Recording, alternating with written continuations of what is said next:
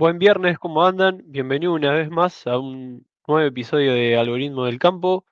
Lo vamos a recibir acá a Nico Rabia, que lo tenemos. Ahí lo subo al escenario. Bueno, Nico, ¿cómo estás? 15 días que no nos vemos. ¿Qué en estos 15 días qué se puede adelantar? ¿Mucho movimiento? ¿Estático todo? ¿Cómo fue la cosa? Bueno, Fede, mira, como bien decís, 15 días donde hubo varios movimientos en lo que fue tipo de cambio, ya continuando un poquito la tendencia que habíamos hablado antes en los anteriores videos.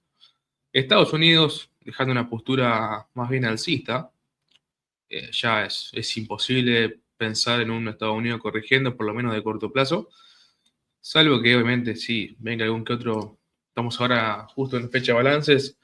Eso le agrega un poquito de volatilidad al mercado y puede haber darse algunas bajas diarias, pero la verdad que de corto plazo por lo menos lo empezamos a ver alcista al S&P y a Estados Unidos en general. Papeles que han presentado balances como Meta, Microsoft, ayer presentó Mercado Libre, bastante volátil la verdad, llegando a bajar más del 7% algunos, subir más de un 25% en el caso de Palantir la semana pasada. La verdad que exceso de volatilidad en los mercados estos días, pero bueno, en lo que respecta al agro, un poco no tan favorable estos últimos días. Después vamos a ver bien los gráficos, pero bueno, hemos tenido algunas correcciones eh, en la mayoría de los cultivos. Perfecto, perfecto. Bueno, yo arranco con un poco de lo que tengo para hoy y después seguimos con vos. Así, bueno, más allá de repasar un poco de mercado, vamos a los precios de los commodities, como hacemos siempre. Bueno, acá lo que tengo para hoy, ¿no? Voy a arrancar, subo la filmina y voy a arrancar con ¿no? Este costo climático que tenemos pese al récord de los granos, ¿no? Bueno, como hablamos en el episodio anterior de récord exportado, millones de toneladas en maíz y demás cereales, tenemos un julio muy húmedo y cálido que dejó a este mismo grano, ¿no? Si hablamos del maíz, con la mitad del tardío sin cosechar. Tenemos riesgos de pérdida, tanto sea en la calidad como en la cantidad. Y bueno, y en lo que es el fino, también tenemos ahí un adelantamiento fenológico, por así decirlo, ¿no? Que es llamativo. Tenemos lotes ya encañados antes de tiempo y eso puede disparar un poco, ¿no? Las enfermedades a lo que es el grano. Esto sería, bueno, parándonos en la vereda de enfrente de la cosecha récord, este es el lado B de la cosecha, ¿no? Lo que nos perjudica las condiciones climáticas que bastante húmedo estuvimos este julio. Acá voy a pasar a lo que es la cosecha gruesa, ¿no? De 25-26, un poco de avances y un poco con demoras, ¿no? Bueno, acá el maíz, 62,2% del área cosechada, tenemos un rinde promedio de 80,6 quintales por hectárea, con 8,2% de demora interanual por exceso de humedad. Lo que con respecto al fino, la cosecha venidera 26-27, tenemos la siembra a un 92%, 6,5 millones de hectáreas proyectadas, con avance de hasta un cuarto punto en la semana. Y tenemos demora puntuales, ¿no? Por ejemplo, lo que es la zona sur, tenemos falta de piso. Eh, También por este tema que venimos hablando, ¿no? De todas las cuestiones climáticas que cayeron bastantes lluvias y bueno, tenemos el fenómeno del Niño que se avecina y bueno, que da un poco de miedo ya por todo el agua que tenemos. No sé si anduviste cerca del río, Nico. Uy, mira, la semana pasada, la verdad que subió bastante de lo que estábamos acostumbrados ya de verlo. Volviendo ya a niveles normales, podríamos decir.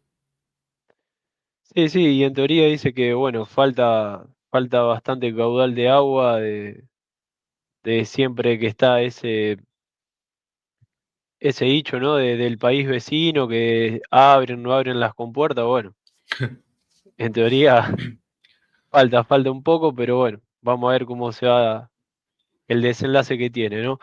Bueno, Ya va a llegar, quédate tranquilo. acá seguimos con el tema de un poco tenemos divergencia en las proyecciones, ¿no? De los ingresos de divisas de 2026. A veces no quiere decir que más cosecha más dólares, ¿no? Tenemos unos números dando vuelta que no cierran, distintos informes, por así decirlo. Tenemos un informe que habla de 35.000 millones de dólares de ingreso de divisa del agro al mercado cambiario 2026, que prácticamente estable a lo que fue 2025.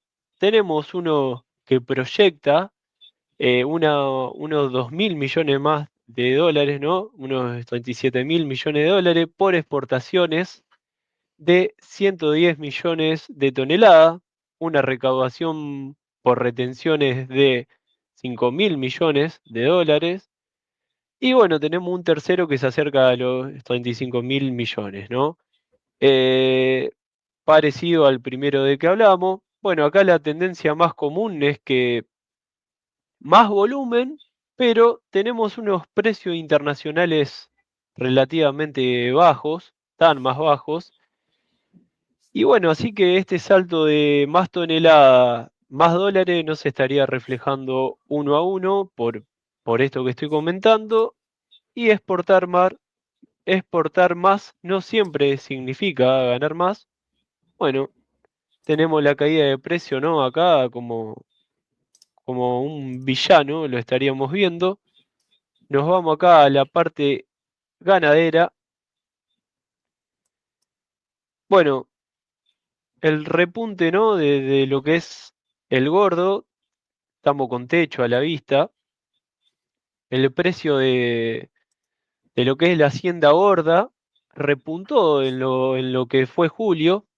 Estamos hoy 7 de agosto.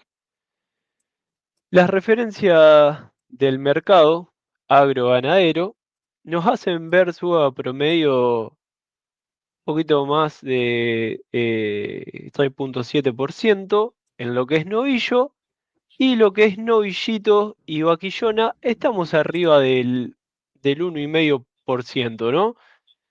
Pero bueno, acá tenemos un informe de lo que es Rosban, que advierte que ese repunte tiene un techo. El stock de feedlot llegó a superar las 2 millones de cabezas, casi un 5% interanual, ¿no? Más de un 5% interanual, y uno de los niveles más altos en lo que es esta serie histórica, ¿no? Hay mucha hacienda terminada, esperando para salir, pero limita un poco esta situación las subas fuertes que hemos tenido de precios. Tenemos unos cruces interesantes acá, porque si hablamos de suba fuerte de precios, ¿no? Con lo que es el precio al consumidor, que hasta mediados del año la carne subió un 22%. Esperen que cambie la filmina. Ahí estamos. Subió un 22%, como le decía, y en tanto la hacienda subió apenas el 2% nominal. Esto nos hace ver ese desacople de que les vengo hablando en lo que es el gordo y lo que es el precio que llega a las góndolas, ¿no? Un dato acá para sumar un poquito más de tensión es que la faena en los segundos 90 días del año, si hablamos de abril, mayo, junio, subió apenas 2% versus a los primeros meses del año, hablando enero, febrero y marzo, que subió históricamente cercana al 7%. Esto es leído como que los productores están reteniendo un poco de animales para engordarlo más y así poder sacar más kilos por cabeza. Y bueno, después, para ir cerrando un poco, tenemos los precios de reposición, que el ternero sigue firme, le sigue ganando en esa carrera, ¿no? El ternero y el gordo, lo que aprieta el margen en los fill-up, ¿no? Tenemos una relación gordo-maíz buena, pero el costo de lo que es el ternero se estaría comiendo esa ventaja. Así que, Nico, eso es más o menos los datos que tenemos para hoy. Bien, vamos entonces a pasar, si quieres, a los gráficos, arrancando por el dólar, ¿te parece? Dale, ahí estamos. Bien, acá estamos, dólar mayorista, dólar oficial mayorista. Hoy llegó a máximos de 1500. No, ¿cuándo fue? Acá. El 28 de julio llegó a máximos de 1500, máximo nominal histórico. Hoy llegamos en tan solo media hora de rueda, llegamos a los 1499,50, a 50 centavos del máximo histórico.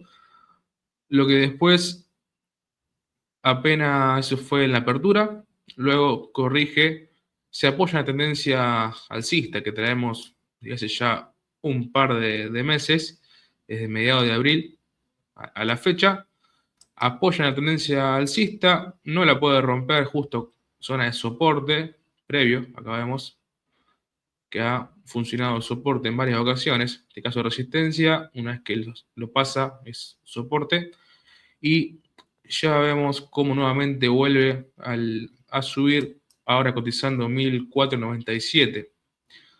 Un tipo de cambio que ya como veníamos hablando en varios episodios anteriores, tiene una tendencia bastante marcada de corto plazo, por lo menos alcista, eh, lo cual, viendo la especie de patrón que vendría dejando, no se descartaría ver un dólar en 1600, 1550 de acá a los próximos meses. Algo que, si vos te pones a analizarlo, hasta te diría que es bueno para el agro. No sé, Fede, cómo lo ves en ese sentido.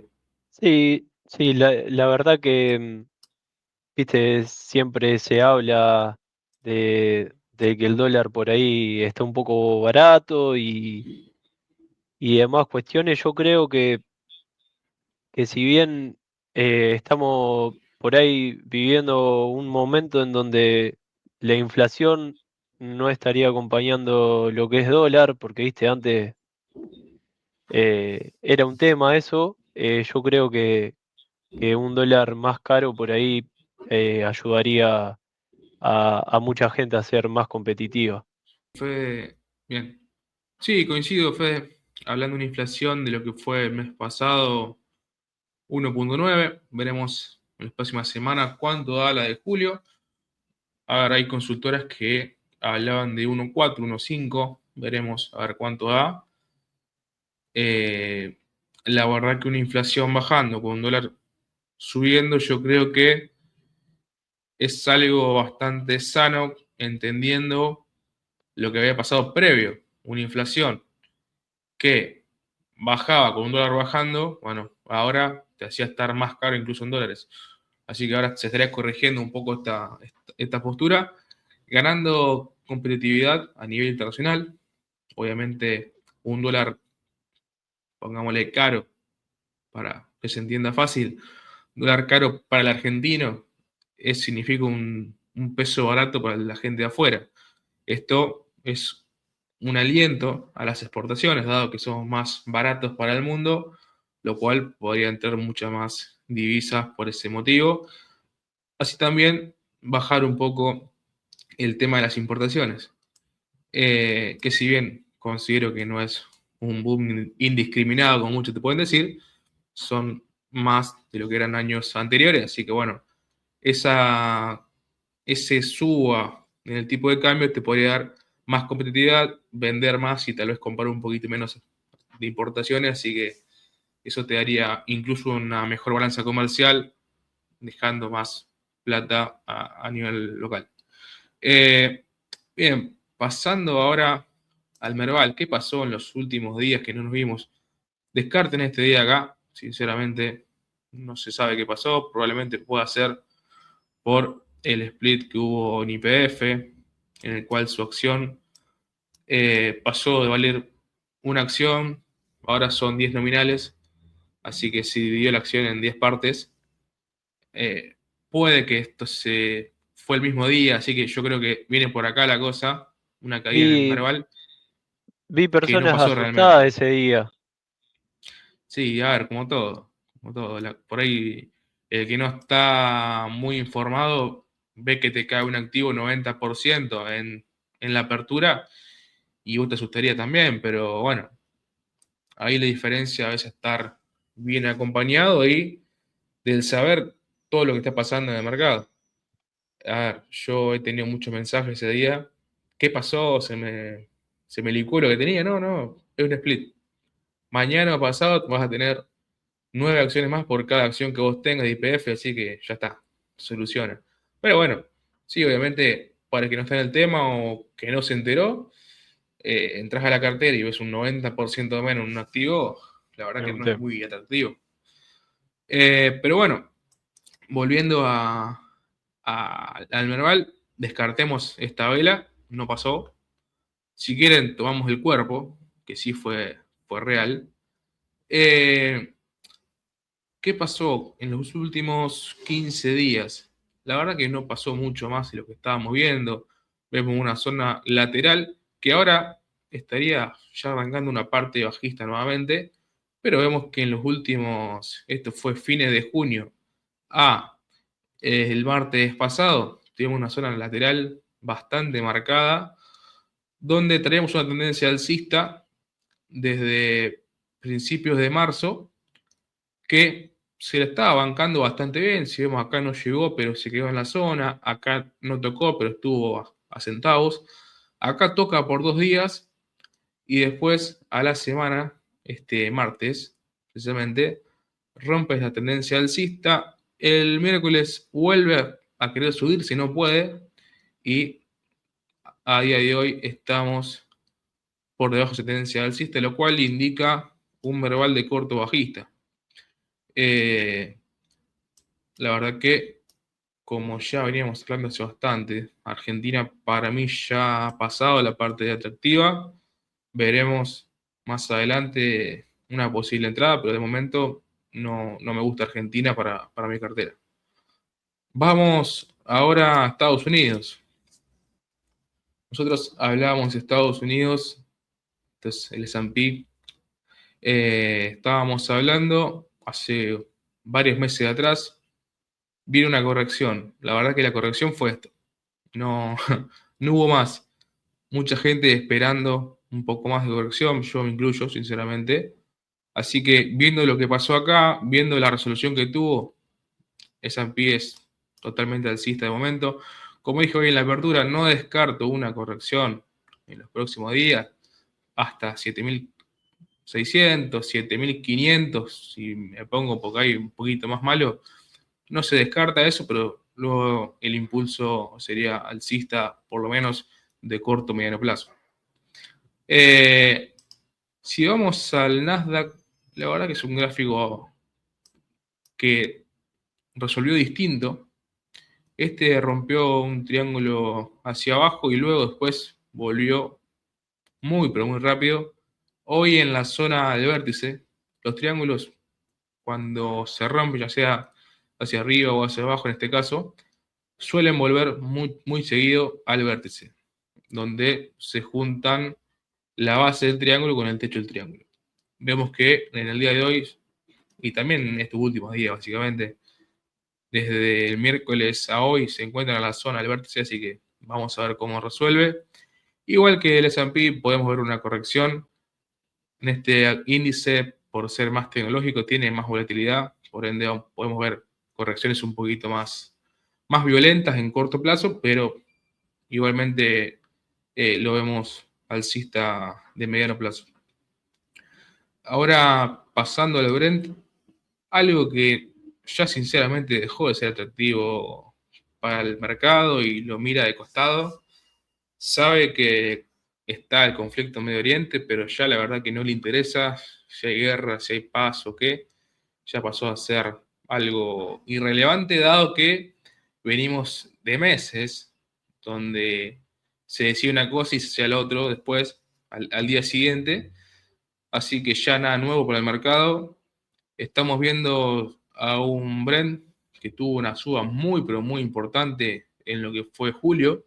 Vemos que del 1 de julio al 23 subió nada menos que un 37%. La verdad que una suba muy importante.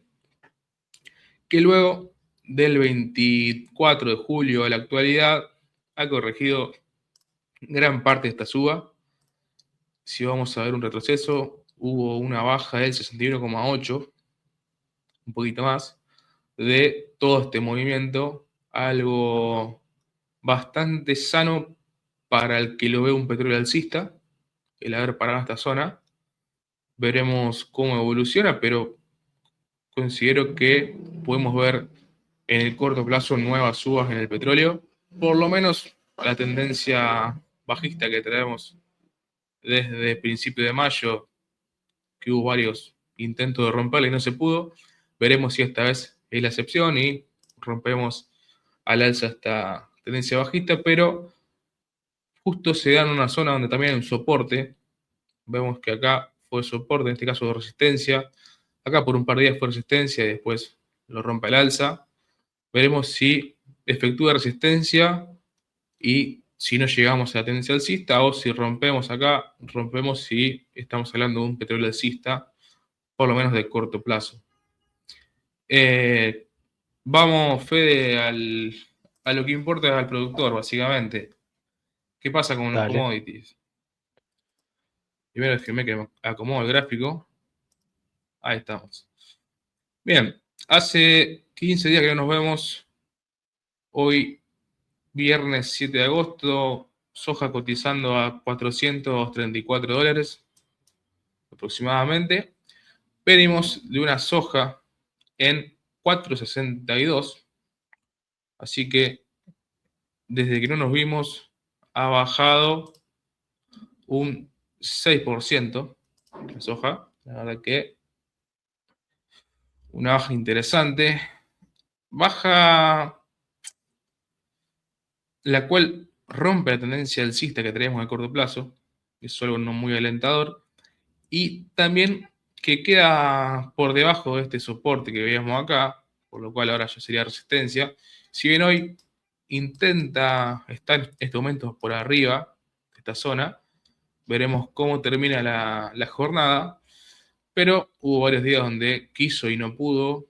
Ayer intentó, cerró un poquito por debajo, hoy en la apertura abrió en los 433, llegó hasta los 436 prácticamente y ahora está volviendo por debajo de la zona de resistencia.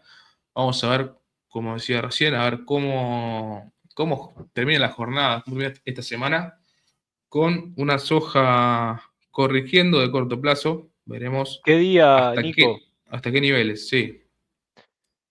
¿Qué día fue el último máximo que hizo? Que tenemos ahí una tendencia bajista. Ahí. Esto fue el 24 de julio. Ajá. Perfecto. Después, acá vemos cómo el 28 de julio fue a testear la zona de la tendencia alcista. Supo estar por debajo, pero después finalmente cierra por encima y ya después una vela bastante fuerte como también la que vimos el 27 de julio, ahora el 29 de julio, rompiendo la tendencia y cerrando por debajo. La verdad que mucho volumen ese día la vela. Vemos cómo después de ahí no llegó a estar ni siquiera cerca de tendencia alcista en los próximos días, así que vamos a ver cómo evoluciona. En este momento, en caso de cerrar por debajo de la zona de soporte, si queda arriba en este momento, podríamos estar hablando de una soja a $425. El próximo soporte, si vemos acá, fue muy fuerte esta zona al querer subir, así que obviamente también puede ser al caso contrario, al querer bajar, llegar acá y rebotar como ha pasado ya en otras ocasiones. Ahora vamos a pasar al maíz. Primero, déjame que, como siempre, acomodo el gráfico. Ahí hoy Fede hablaba de un maíz tardío que está costando levantarse, la verdad. Yo en las últimas semanas he estado hablando con bastantes productores y me comentaban, sí, el tema de una humedad que la verdad que no baja en el cultivo y tampoco ayudado por el clima, ¿no? Acá en los últimos 15 días, por lo menos en Rosario, fueron prácticamente llovizna todos los días. Parecía una Terrible. niebla que la verdad que no te secaba nada. Así que imagínate lo que sería también en el campo. La verdad que mucho maíz todavía por levantar. Hace mes y medio estuve hablando con un amigo y la verdad que le faltaba un montón todavía. Hablé ayer y le falta un poquito menos, así que no han adelantado mucho en un mes y medio. La verdad que el clima no te favorece en nada y ya entrando en la última etapa, no queda mucho más como para ponerte a esperar más. Así que bueno, vamos a ver qué pasa de cara a las próximas semanas. Esperemos que con este cambio de clima que hay se revierta un poco. También pensando, ¿no?, en esa posibilidad de niño que todo el mundo está hablando de que se viene un niño, ya veo que nos agarra con el maíz todavía en pie. Esperemos que no. Bien, estamos viendo el futuro del maíz hoy cotizando 174,50. Vemos una tendencia bajista bastante consolidada desde también viernes 24 de julio. A día de hoy ha, ha bajado desde el máximo un 5,20%, un poquito menos que la soja, pero también se encuentra en una zona clave. Vemos que está contra la tendencia bajista y también una zona de soporte, ahora vamos a marcarla, que vemos acá, el soporte ha sido bastante fuerte en momentos anteriores. En caso de no romper al alza en estos días, o incluso ya en la rueda de hoy, y meterse por debajo, estamos hablando de ya buscar un maíz en $165, lo cual sería una baja de lo que está valiendo hoy a los 165, un 5% más de baja. La verdad que no es muy alentador. Pero bueno, de momento, si no rompe la tendencia alcista en los próximos días, incluso si rompe esto, como bien les comentaba, yo creo que está muy a la vista ese número, 165. Ahora, hablando un poco de trigo, también vamos a ir a acomodar los gráficos. Ahí está. Básicamente el mismo gráfico, no sé, Fede, vos cómo lo ves. Sí, está muy parecido a lo que está moviendo antes en soja. Así es. La única diferencia es el margen que hay. Si vemos en los gráficos anteriores, había mucho para bajar todavía. Acá Sí. no hay mucho más para que baje y te haga un nuevo mínimo, lo cual no sería muy bueno para el trigo, que digamos. Eh, desde el 24 de julio, que fue el máximo, a la fecha, bajó un poco más el trigo, bajó casi un 10%, subo un poquito, una baja bastante más fuerte que en el caso de la soja o el maíz, pero también contra las cuerdas, ahí entre un soporte y la tendencia bajista, veremos cómo resuelve. En caso de no romper la tendencia bajista, podemos ver un trigo dentro de los $220. Y en caso de romper acá, bueno, estamos hablando de un trigo en $210. La verdad que no es muy alentador. Tiene, parece intenciones de querer romper la tendencia esta bajista que trae. Vemos cómo, mientras estamos hablando, fue a buscarla de vuelta. Veremos después a lo largo de la jornada. Recordemos que va recién 50 minutos de jornada, todavía falta un montón. Pero bueno, vamos a ver cómo evoluciona en el día. Si cierra por encima, ya sería mucho más alentador para el trigo. Si te cambio la tendencia, te digo, mira, esto fue acá abajo, teniendo un poco más de toques. Bueno, la rompimos ya, pero yo creo que o acá o ahí. No mucho más que eso. No se puede jugar mucho con la tendencia en este caso. Eh, nada, de corto, yo veo un mercado de granos que si no rompe la tendencia a la baja que trae en cualquiera de los tres commodities que estuvimos viendo, lo veo bastante complicado de ver algún un cereal subiendo, por lo menos de corto. Así que bueno, esa es la contra. Vos decís, bueno, se deprecia el peso, pero también baja el cereal. Es algo que la verdad que te pega de los lados, no se puede No sabe qué zafar. hacer. Sí. Es así, sí, sinceramente. Bueno, Fe, esto es lo mío por hoy. No sé si vos querés ver algo más. No, estamos, Nico. Estamos. Así Bien, que, bueno, nada. Nos vemos de acá en 14 días. así es. Nos vemos en 15 días. Estaba pasando Bueno, poco, semana a semana, así que dijimos, lo hacemos cada 15 y vamos a ver qué onda, si está más entretenido, porque la verdad que era de, bueno, ¿cómo andan? No pasó nada. Así que bueno, vamos a ver ahora cada 15 días si pongo un poquito más de atractivo con la parte de mercado. bueno, Nico, gracias por estar de ese lado una vez más, por todos los aportes. Y bueno, nos estamos viendo. No se olviden de suscribirse al canal y de darle un like. Así que esto fue un nuevo episodio de Algoritmo del Campo. Chau, chau. Chao, chao.